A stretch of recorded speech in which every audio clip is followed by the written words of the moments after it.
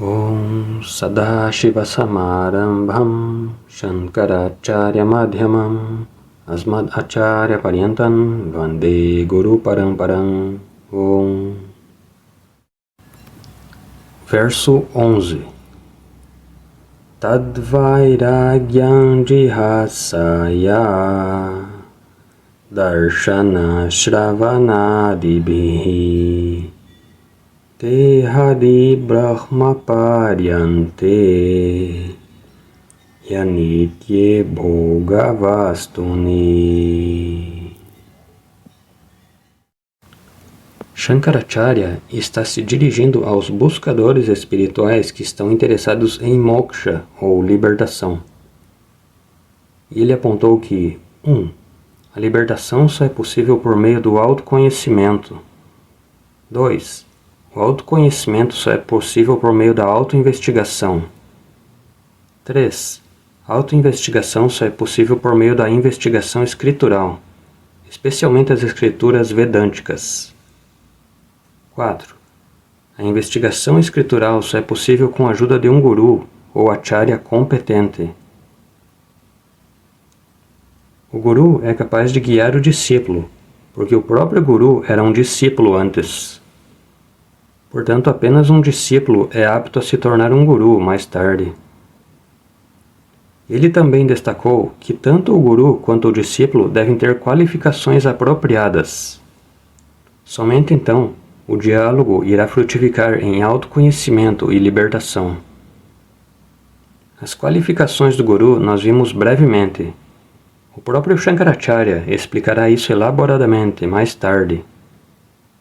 Então, Guru Lakshanam virá mais tarde. Shankaracharya agora entrou no tópico das qualificações de um discípulo. Um discípulo qualificado é chamado de Adhikari. A qualificação é chamada Adhikaritvam, aptidão, preparação, competência, etc. E ele disse que 4 parâmetros ou fatores são necessários para um aluno. Ele os enumerou no verso 9. Primeiro, Vivekaha, discriminação entre o eterno e o efêmero. Segundo, Vairagyam, desapego. Terceiro, Samadhi Shakta Sampatihi, disciplina. E o quarto, Mumukshutvam, desejo por libertação. Ele agora está explicando cada uma dessas 4 qualificações, os 4 Ds. No verso 10, vimos a definição de Vivekaha, discriminação entre o eterno e o efêmero. Da nossa experiência, não sabemos o que é eterno, porque tudo o que experimentamos é efêmero. Na verdade, conhecemos apenas coisas efêmeras do mundo. Portanto, eterno tem que ser introduzido apenas pelas Escrituras.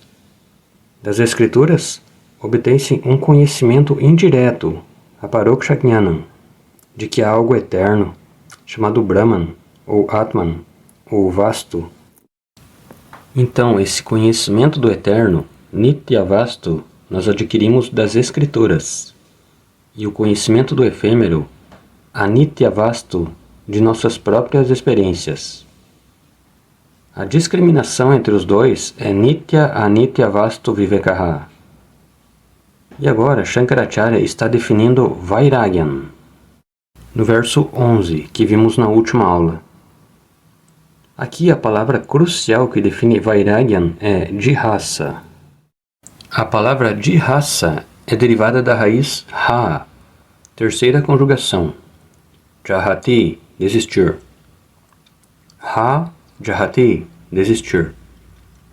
E sua forma desiderativa, uma forma na gramática sânscrita, é Jihasa, que significa desejo de desistir.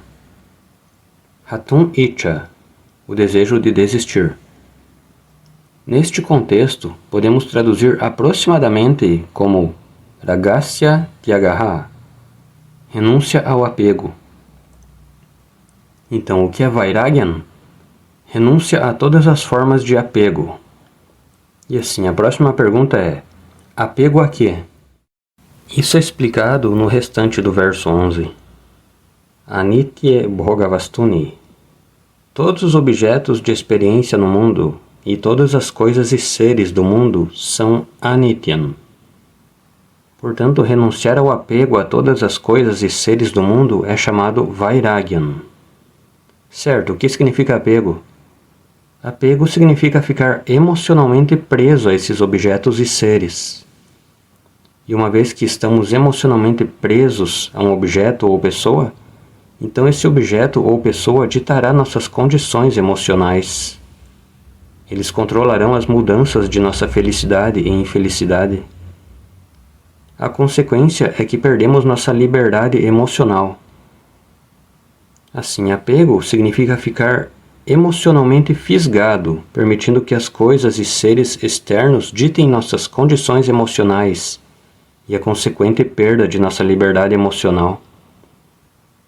A escravidão emocional também é chamada de ragaha, ou apego. Sair do ragaha é viragaha, ou vairagyan.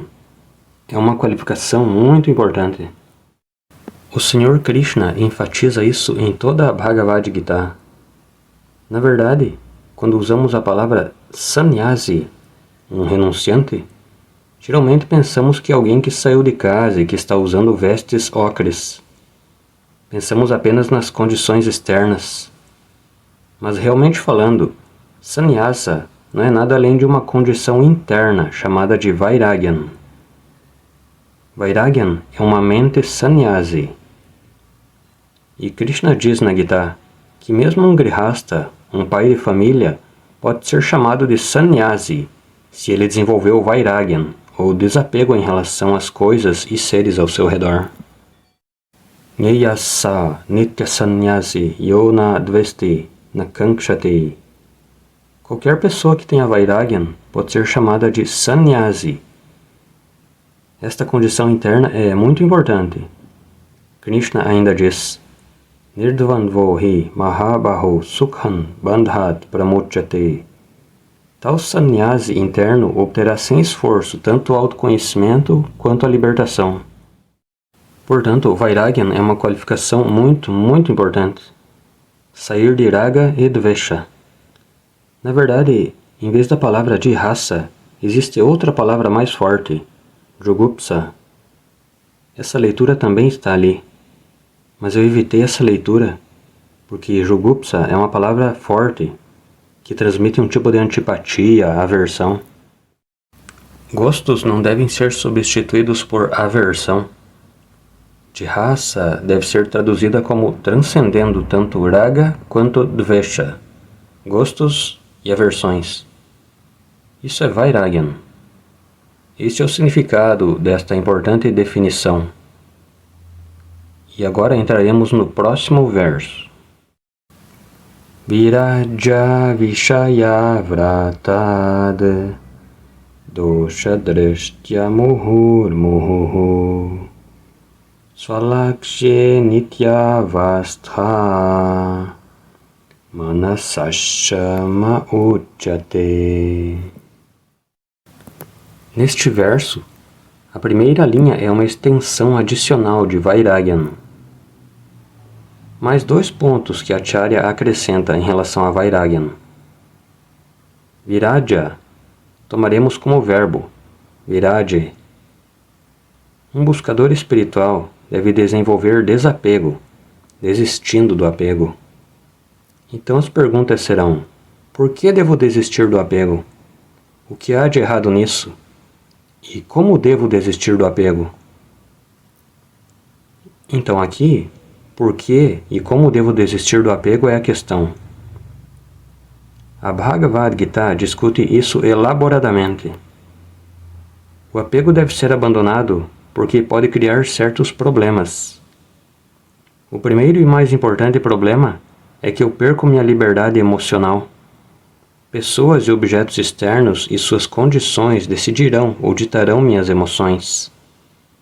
Minha felicidade será decidida não por mim, mas por cada objeto, cada pessoa e cada situação. Essa perda de liberdade emocional é a primeira consequência adversa do apego. Isso significa que criará distúrbios emocionais o tempo todo. Onde quer que haja apego, a preocupação constante sobre o objeto do apego.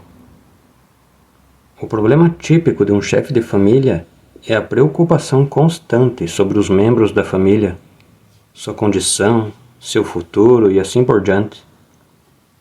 E à medida que a família se expande, o número de preocupações também se expande. E a preocupação leva à ansiedade. A ansiedade leva ao medo, tristeza, etc. Então a perturbação emocional contínua, ou a perda da paz mental, é o primeiro problema. Constantemente a mente estará estressada, perturbada e preocupada também. Portanto, não terei tempo de qualidade, nem uma mente livre e despreocupada para fazer qualquer coisa construtiva. A busca do Dharma, que é um exercício construtivo, a busca de Moksha, que é o exercício mais construtivo, todas essas buscas superiores da vida serão seriamente prejudicadas, porque minha mente não estará disponível para nada valioso.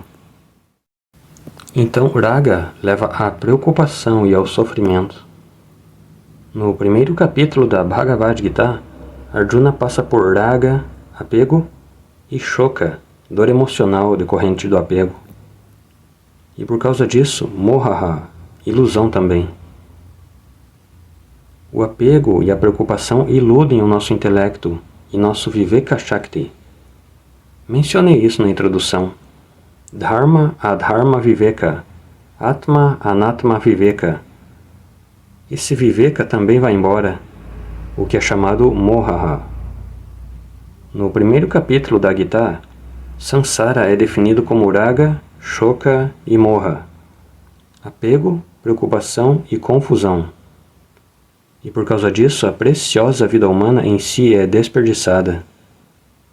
Portanto, é muito importante abandonar o apego e desenvolver desapego. Mas, infelizmente, não entendemos isso. Confundimos nosso apego com o amor. Estamos apenas promovendo o apego em nome do amor, o que é muito, muito lamentável. A mensagem do Sr. Krishna na Gita é que o apego e amor são totalmente diferentes. Apego e preocupação sempre andam juntos. O amor nunca está associado à preocupação. Uma mente amorosa ajuda outras pessoas. Nunca se preocupa com outros. Enquanto isso, uma mente apegada se preocupará mais com os outros. Mesmo que queira ajudar os outros, não é capaz.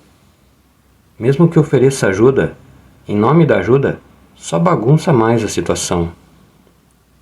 Esse contraste é claramente mostrado no primeiro e segundo capítulos da Bhagavad Gita. Arjuna tem apego e preocupação. Krishna tem amor e compaixão. Ele ajuda Arjuna, sem preocupação. Portanto, não vamos confundir nosso apego com amor. Para descobrir se amo meus filhos ou netos, devo apenas perguntar: estou pronto para ajudá-los sem me preocupar com eles? Se eu puder fazer isso, isso é chamado de amor. O amor não roubará nossa paz de espírito. Uma mente amorosa está disponível para o estudo do Vedanta. Assim, por que o apego deve ser abandonado? Porque é prejudicial. Então a próxima pergunta é: como alguém deve abandonar o apego? Shankaracharya diz: muito simples. Lembre-se das consequências prejudiciais do apego. Quanto mais você medita sobre as desvantagens do apego e percebe o quão a preciosa vida é desperdiçada, como um maravilhoso instrumento, a mente, não é utilizado corretamente, quanto mais você pensa sobre todos os danos que o apego causa, então mais cedo você tentará sair disso. É como comer junk food. Eu posso estar apegado a isso e apreciar. Isso dá felicidade, tudo bem, mas é prejudicial. Portanto, quanto mais eu entendo o dano, mais fácil é desistir dele. Isso é chamado Viveka, também chamado Dosha Darshanam. Aqui Shankaracharya diz: Dosha Drashtya Muhur Muhuhu. Ao ver constantemente as desvantagens ou falhas do apego, Ragaha. E como? Muhurmuhu. Geralmente vemos isso apenas quando ouvimos aula de Vedanta. Shankaracharya diz: não confine Dosha Darshanam a aulas de Vedanta. Mesmo em outros momentos, sempre que a mente estiver se preocupando, converta esse tempo de preocupação em tempo de meditação sobre os problemas de Raga. Sempre que a preocupação vier, deixe que ela desencadeie sua meditação sobre seu apego a filhos, cônjuges, netos, etc. Shankaracharya diz: Muhurmuhu. Tão frequentemente quanto a preocupação vier, tão frequentemente o Dosha Darshanam deve vir. Na verdade, a preocupação deve ser substituída por Dosha Darshanam. Dosha Drishkya. Drishti significa Darshanam. Muhurmuhu. Repetidamente, constantemente vendo os problemas do apego, como Raga, Shoka e Moha. Virajya. Virajya, vamos tomá-lo como Viraje. Deve-se desenvolver mais e mais desapego em relação a Vishaya Vrata. Vrata significa Samuhaha, grupo, multidão. Vishaya significa todos os objetos sensoriais do mundo. E quando digo objetos sensoriais, isso abrange não apenas coisas e objetos inanimados, mas todo ser humano com quem eu tenho apego. Essa pessoa também é chamada Vishayaha. Então, Vishayaha significa aquilo que liga fortemente, que escraviza. Então todo Vishaya é potencialmente um escravizador. Virajya Vishayavratad. Vishayat, de todas aquelas pessoas e coisas escravizadoras, Vratat. Viraje, deve-se desenvolver gradualmente o desapego. Não é trabalho de um dia. Vai levar anos de Karma Yoga. Uma das disciplinas do Karma Yoga é Dosha Darshanam. Com isso, a segunda qualificação, Vairagyan, é concluída. E a partir da segunda linha do verso 12, Shankaracharya entra na terceira qualificação, que é Shatka Sampatehi, a riqueza interior sextupla, consistindo em diferentes virtudes, disciplinas ou faculdades. É a riqueza interna. Como existem 6 delas, Shankaracharya definirá cada uma. A primeira é chamada Shamaha. Significa dominar a mente ou gerenciar a mente. Isso significa direcionar os pensamentos da mente adequadamente, porque o trabalho da mente é gerar pensamentos continuamente. E ela gera 3 tipos de pensamentos: pensamentos gerados pelo mundo, pensamentos gerados por vasanas e pensamentos gerados pela vontade. Quando experimento o mundo através dos órgãos dos sentidos, o mundo gera pensamentos na mente. E quando fecho meus órgãos sensoriais, minhas experiências passadas, que estão lá na forma de memórias ou vasanas, elas foram registradas em nossa mente subconsciente, e essas vasanas geram pensamentos. Talvez dos dias da juventude, dias de escola, dias da faculdade, etc.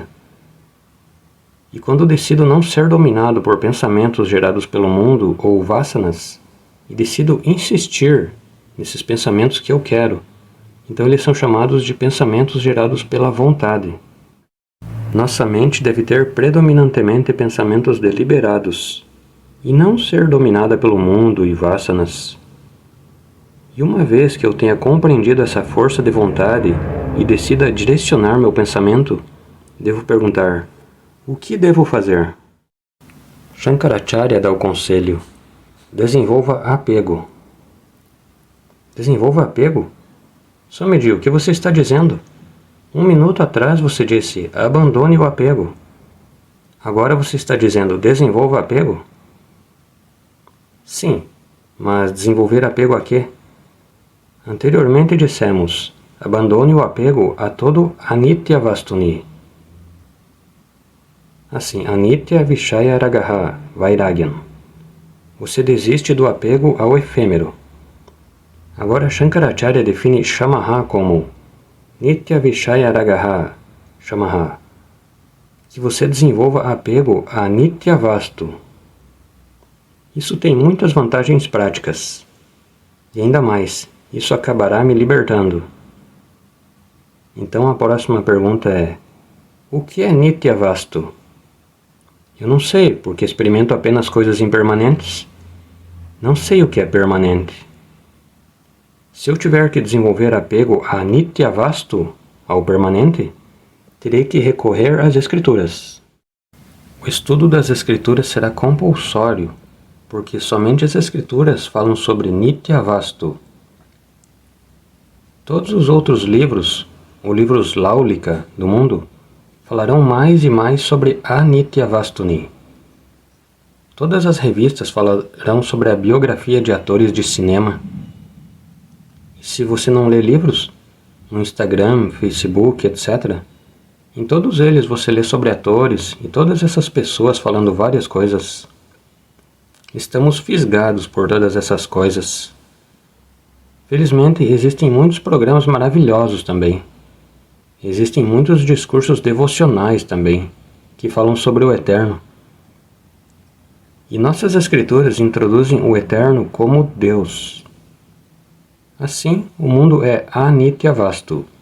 Deus é Nitya Vastu. Que você desenvolva mais e mais apego a Deus. Acharya chama isso de Svalaksham, o estado de espírito de permanecer no objetivo final, o Eterno. Isso significa que a vida familiar, o ganho, a propriedade, etc., são todos exercícios mundanos, mas não para desenvolver apego, e sim para serem usados para preparar a mente para a busca de Nitya Vastu. Infelizmente, quanto mais vivemos na família, mais apego desenvolvemos em relação a ela. O que as escrituras gostariam é que, por volta dos 30, 40 anos, não deveríamos ter desenvolvido mais apego à família. Em vez disso, deveríamos ter desenvolvido desapego. Isso é chamado Vanaprastha e Sannyasa Ashrama. Assim, a família não é para apego, mas para desenvolver desapego e preparar a mente. Portanto, é chamado Svalaksham. Laksham significa objetivo da vida. Sva significa próprio. E esse objetivo é Nitya Vastu. Somente o Eterno pode dar paz permanente, segurança permanente e felicidade permanente. Coisas não eternas nunca podem dar paz, segurança e felicidade permanentes. Se você se lembra do meu exemplo favorito, o mundo inteiro é como uma cadeira de papelão. Uma cadeira de papelão bem projetada e decorada.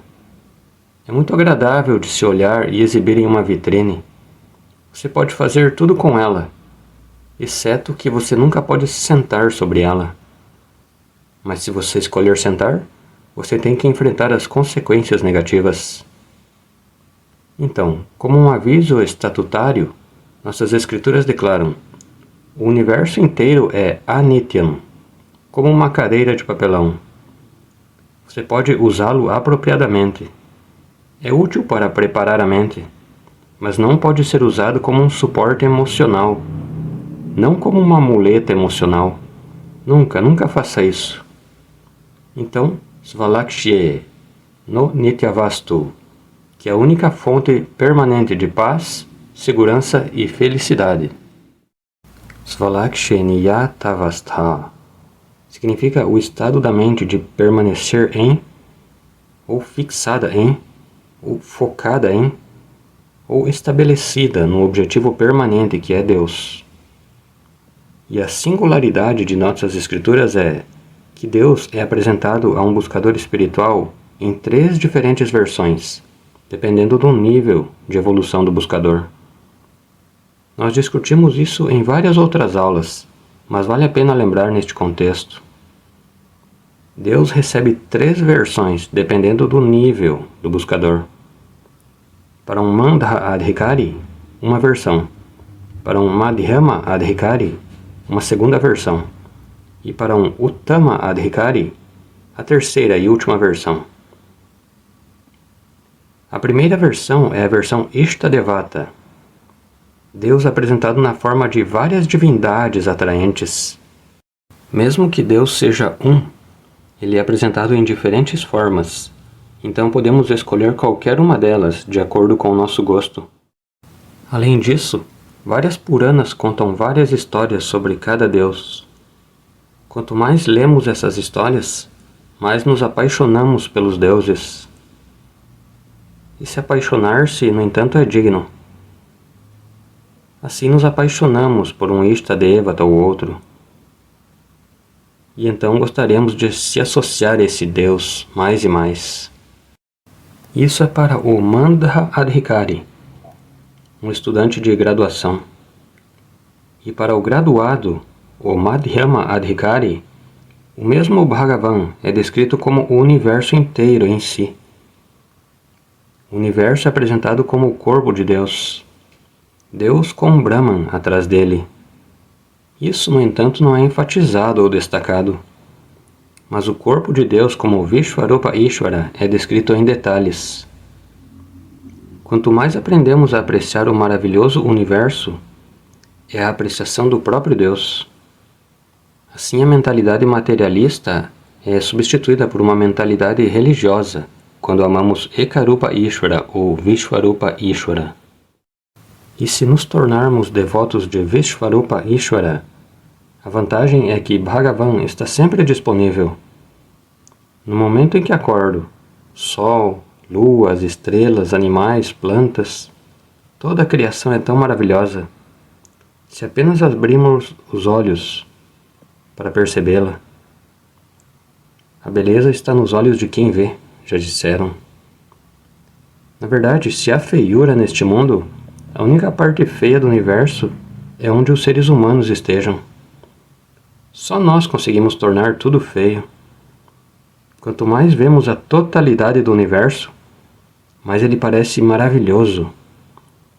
É uma experiência apreciativa do mundo que se torna Bhakti, a apreciação de Deus. Em cada experiência nós apreciamos Deus, de uma forma ou de outra. Converter cada experiência em devoção é o exercício. Mesmo quando o mundo inteiro está passando por um enorme problema, esse evento também irá aumentar Bhakti em uma mente religiosa. Porque nós vemos o quão poderoso Deus é. A onipotência de Deus é revelada pelos eventos que estamos enfrentando.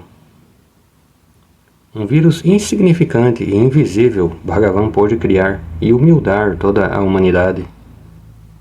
Na Kena Upanishad, com uma folha de grama, Bhagavan humilda Indra, Agni, Vayu.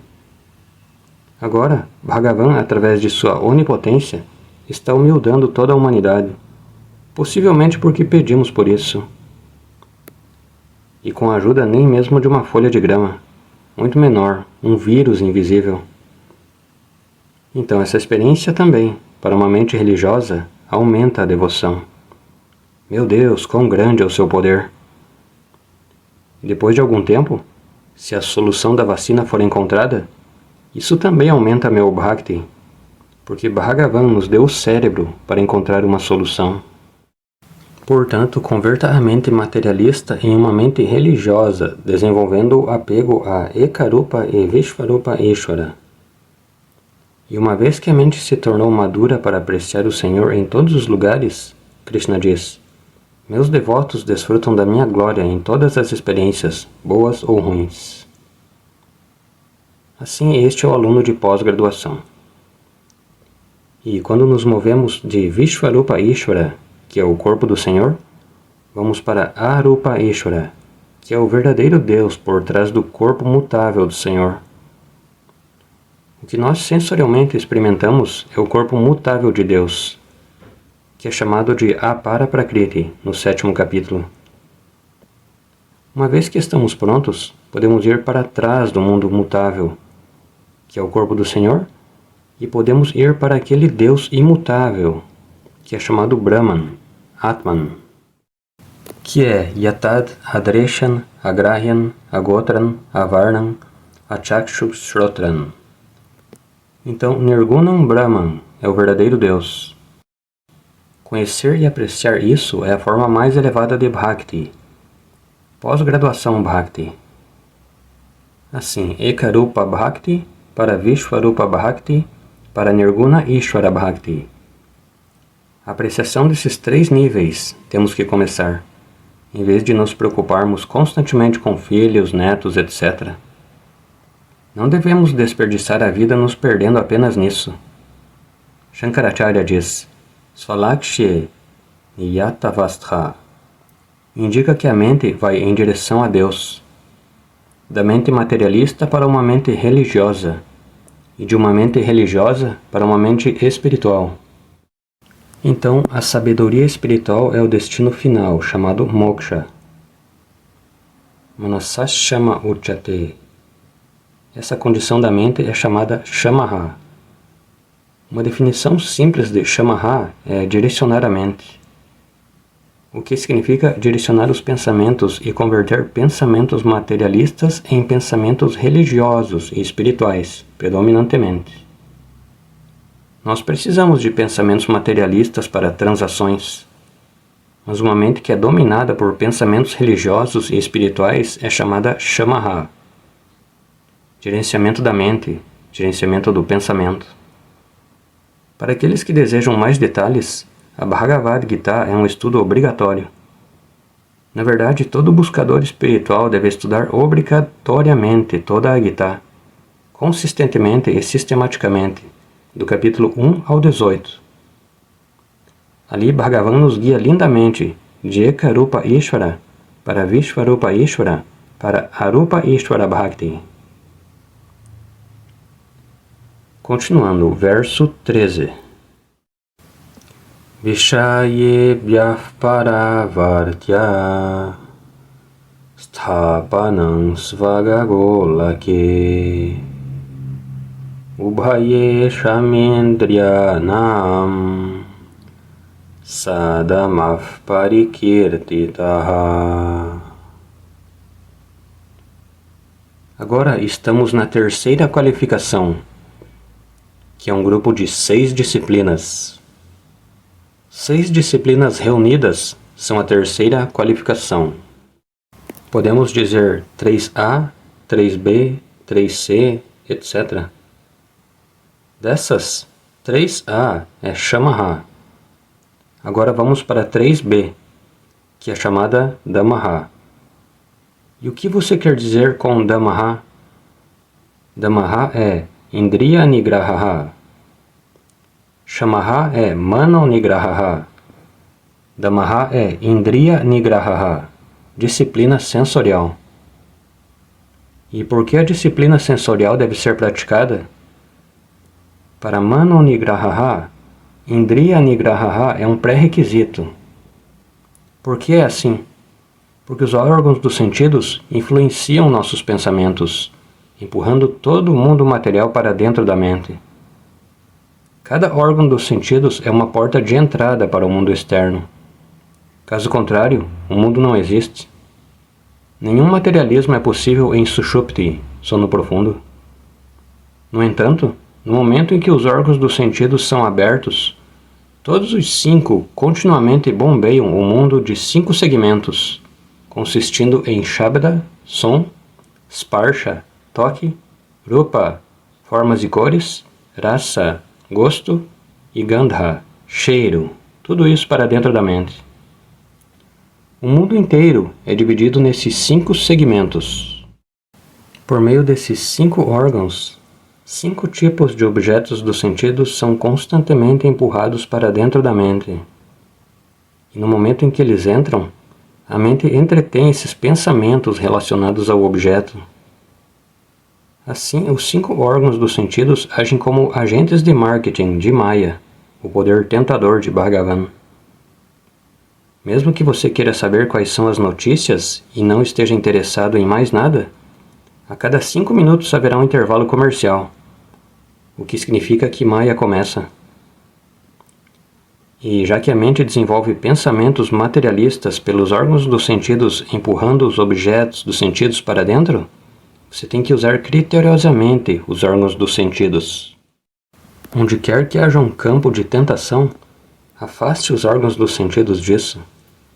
Não veja tais seriados, não leia tais revistas, não fique preso na internet Maya Bazar.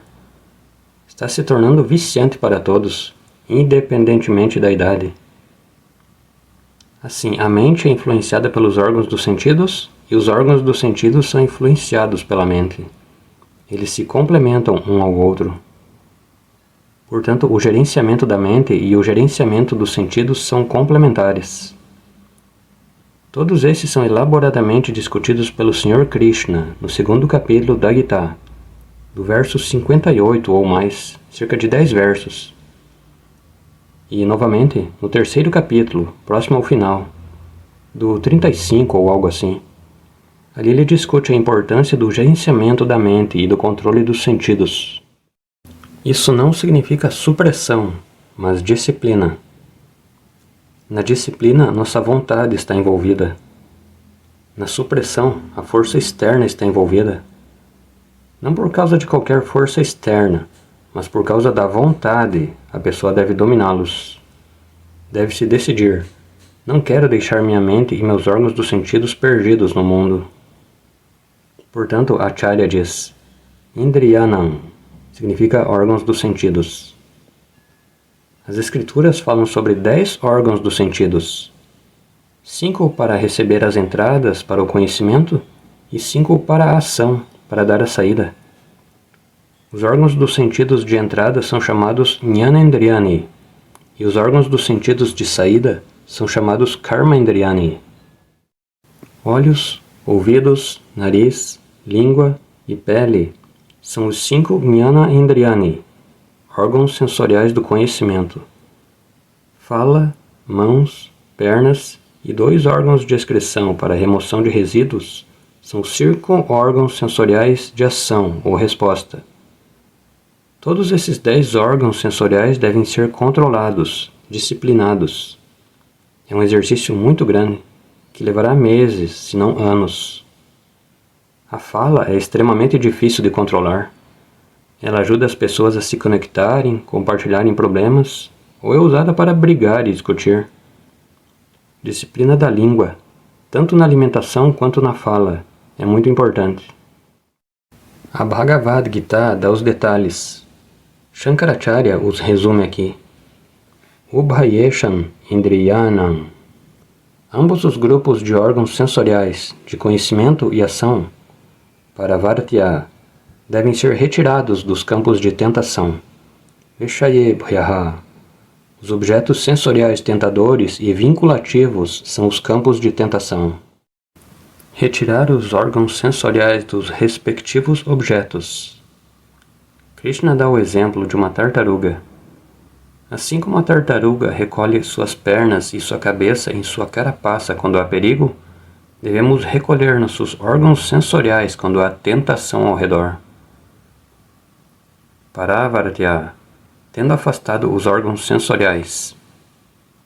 Svasva Gola Kirtapanam, e colocando-os em seus lugares, as respectivas localizações. Sthapanam significa colocação. Svasva Golake, em suas respectivas localizações. A posição física de cada órgão sensorial é chamada de Golakam no Shastra. Por exemplo, a faculdade de perceber formas e cores está localizada no Golakam chamado globo ocular. Similarmente, a faculdade de perceber sons nos ouvidos, e assim por diante. Os órgãos dos sentidos, a faculdade de percepção, pertencem ao Sukshma Shariram, e sua localização física pertence ao Sthula Shariram. Então, os órgãos dos sentidos pertencentes ao corpo sutil devem ser colocados nos respectivos Golakams no corpo físico grosseiro. Resumindo, recolha-os, não os deixe sair para vagar livremente. Isso é tudo. Evite a extroversão dos órgãos dos sentidos. Sadamaha parakirtitaha significa Indriya Nigrahaha, controle dos órgãos dos sentidos. Este exercício é chamado Damaha, e este exercício não é praticado apenas uma vez por dia ou algumas vezes por dia. Ele deve ser praticado continuamente, porque somos continuamente tentados por eles. Então vimos 3A, 3B, Agora temos que ir para 3C, o que faremos na próxima aula. Om Purnamadav Purnamidam Purnat Purnamudachyate Purnasya Purnamadaya Purnameva Vashishyate. Om Shanti Shanti Shanti.